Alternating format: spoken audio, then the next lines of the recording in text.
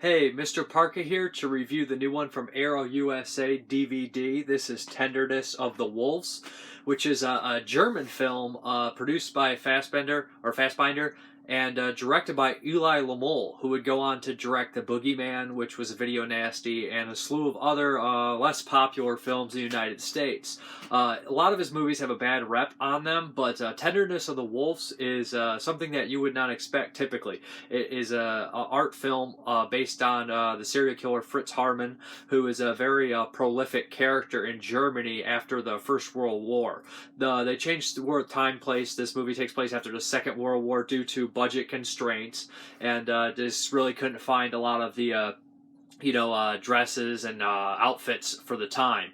Regardless, I'm under the impression that it is a fairly accurate portrayal of the man, with, of course, the actor Kurt Raab himself a little bit in there as well.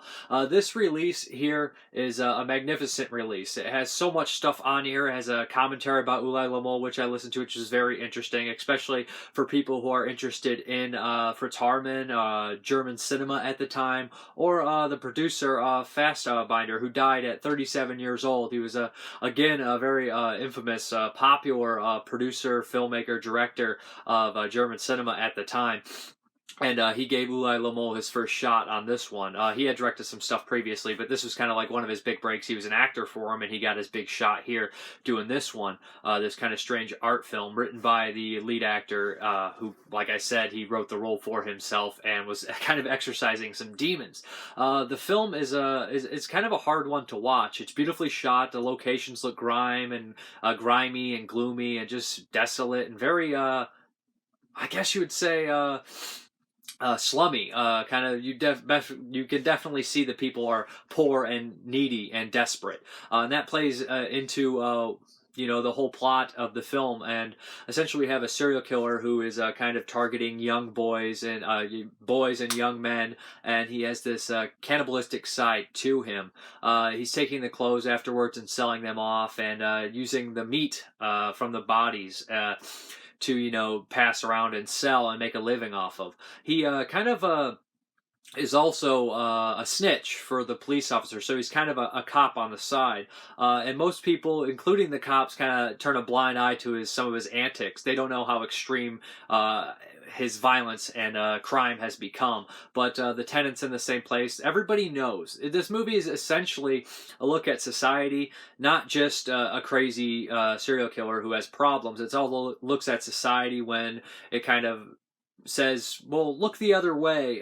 Sometimes it's easier to look the other way. They explore all this information in the DVD features and the commentary. Stephen Thrower, who did Nightmare USA, has a great little piece, a think piece on the film, and goes into it in depth, way better than anybody else probably could. But I just was very happy with the release. I learned a lot about the movie and a lot about filmmaking in general. The DP, this was one of his big shots as well. And he talks about how they lit it with these small lights called inkies that they kept everywhere, and it was a lot of work. And for the budget, that's all they could use. And the movie looks perfect. And I love the spirit. They went out and they made this movie on a budget. With a lot of good actors and good people who dedicated their time. The film has these disturbing moments, surprisingly not as graphic as one would think, but since the movie has this, artistic tone with lots of good shadows and lots of good shots and camera work, the scenes of violence that do take place are quite shocking, and they're played pretty brutal. I mean, it's kind of hard to watch. The film makes you very uncomfortable because we're dealing with a sort of he's definitely like a pedophile serial killer, and it's just but again, it's a very interesting portrayal of the character, and the actor puts himself 110% into this role, and he's very interesting to watch. Regardless, this movie also has, obviously some sharing some things with Fritz Lang's M. I've only seen Metropolis. I've not seen M, but I know the piece. I know the lighting schemes and stuff, what they talk about in the film. But they basically kind of share a certain character here of Fritz Haarmann. But this guy is like a German boogeyman. There's even songs about him that were sung by little children, and they incorporate that a little bit with one of the small boys singing the song about it. But regardless, he's a very strange character in the movie. This is kind of a study on society around the time, a study on and a character piece. But it's a well-made movie. It's well shot. It's interesting as all hell. It looks beautiful on this release. I've always liked this movie, but it was great to see it get the recognition it deserves on a release like this. It comes with a Blu-ray and a DVD and a booklet in here. But the history of the movie and the actors and the producers and stuff is very interesting as well, because a lot of them died tragic deaths at a young age. And like I said, the lead actor himself was definitely exercising some demons in this role, and he felt kind of like an outsider. He was a homosexual, but he would later die of HIV and complications from HIV and stuff like that when he was 46 years old. The producer died at 37.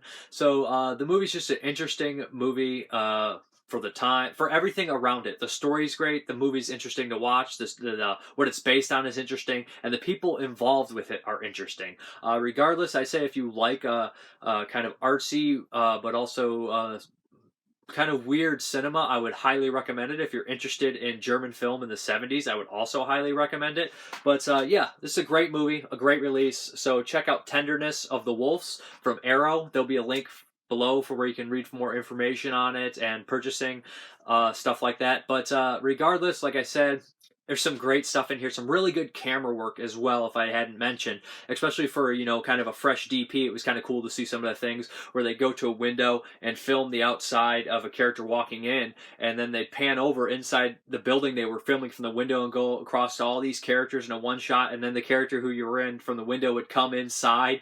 It's just beautiful stuff like that, and I enjoyed seeing that kind of stuff. Really cool camera tricks and stuff like that. But I'm Mrparka. Thank you very much for watching, and have a good one.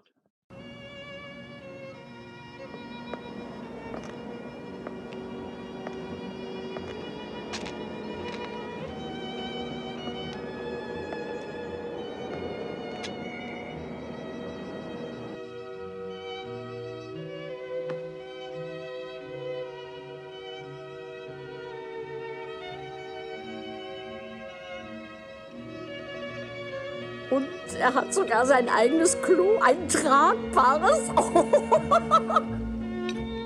Was wollen Sie? Bisschen was von Ihrem Fleisch.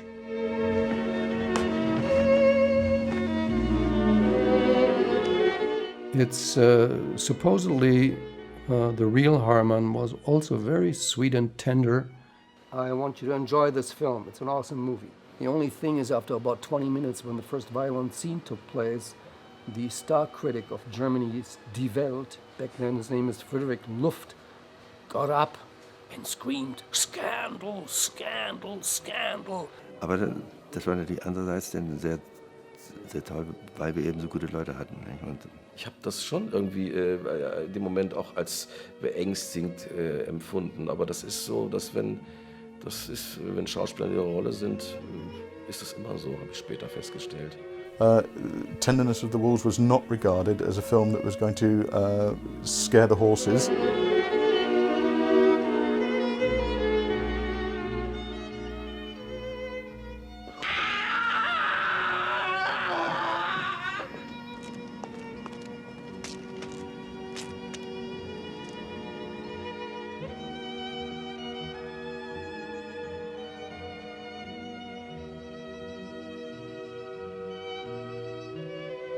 Er klopft und hackt.